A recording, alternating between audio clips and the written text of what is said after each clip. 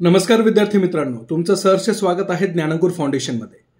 विद्यार्थी मित्रांनो, काल ग्रुप सी चा पेपर झाला आणि ह्या ग्रुप सी च्या पेपरमध्ये जर तुम्ही प्रॉपरली एनालिसिस केलं तर तुम्हाला असं लक्षात येईल की most of the questions I would suggest की जवळपास 90% क्वेश्चन्स हे पीवायक्यू मधून ॲज इट इज होते।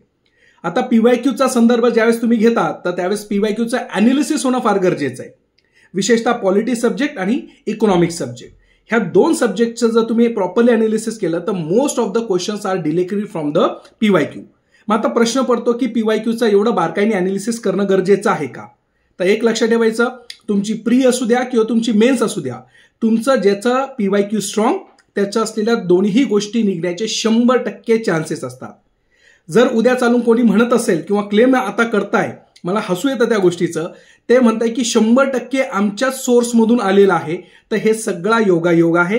कारण की आयोगाला फॉलो करणारा प्रत्येक जण असतो, तो शिक्षक वर्ग असू द्या किंवा जो सिलेक्टेड कॅन्डिडेट असू द्या। त्यामुळे तुम्हाला फक्त एकच करायचं आहे, जेवढं तुम्हाला पीवायक्यू सॉल्व्ह करता येईल, जेवढं पीवायक्यूवर तुमचा हँड असणार आहे, तेवढा तुमचा असलेला रिझल्ट ओरिएंटेशन असणार आहे। एखादा क्वेश्चन इकडे तिकडे असतोच, शेवटी अपेक्षित आहे, कारण की तुमची असलेली ही एक्झामिनेशन कॉम्पिटिटिव्ह एक्झाम आहे।